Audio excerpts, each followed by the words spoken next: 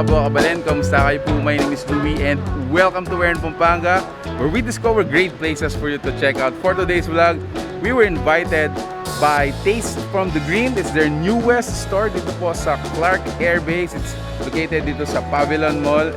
Guys, Tastes from the Greens. You know this. Samahan niyo po ako. So this is your like third, fourth, or? Lesson 6, lesson 5. Lesson 5. Ikaw?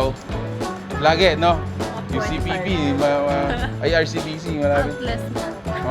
So what's your favorite flavor? Or, Lagi akong dati. Roasted cocoa. But this time, what did you order? Plain lang. Kaya pa, what did you order? Plain din, pero with Pero cream puff yung atin. cream puff sa kanya, salted. Cool! Thank you! Sabihin ko kay sir. Kuya, alis na kami. Hindi, last na yun. Bye! Bye! Alright, so this is it, guys. Thank you so much for being with me in this vlog. Again, we would like to thank Tastes from the Greens, the Pavilion Mall dito po sa Clark. Open lang po nila less than a month when we were invited dito sa vlog na to. I've heard from our orientation, this is yung kanilang pinaka bestseller. So they call this one Choco Malt Cream Puff.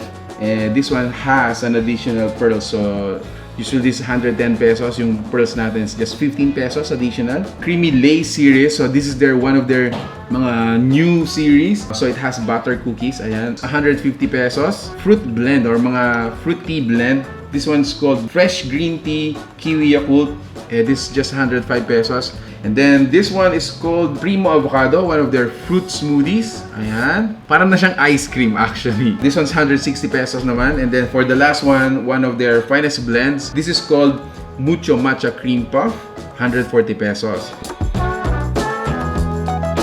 Try lang yung plain para hindi ka ma-overwhelm sa flavor. Yep. Then if the plain is good, then you can trust the brand.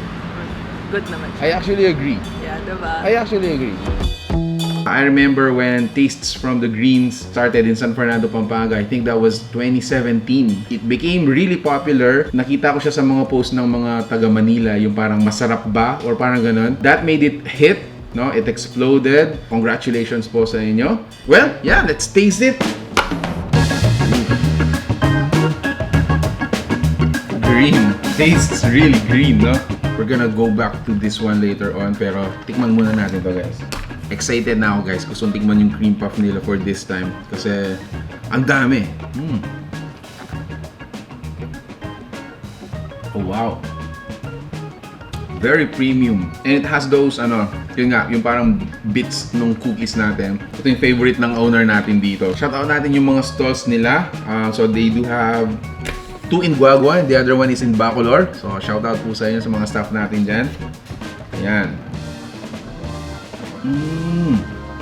Oh wow, this one, it has a very earthy, I think, no? Para siyang blended talaga na mga dahon-dahon. Available pala yung nila dito, avocado flavor natin all year round. What made Taste from the Greens famous is yung puff nila. Ayan, so if you were to ask me, guys, sa mga refreshment, I would go for mga some traditional, no, like taro or ube, or sa mga fruits naman, strawberry. This one's avocado. So one of my favorite fruit din, avocado. Wow. I think based from the 4, ito yung my favorite so far. My favorite so far. Your experience, a Taste from the Greens.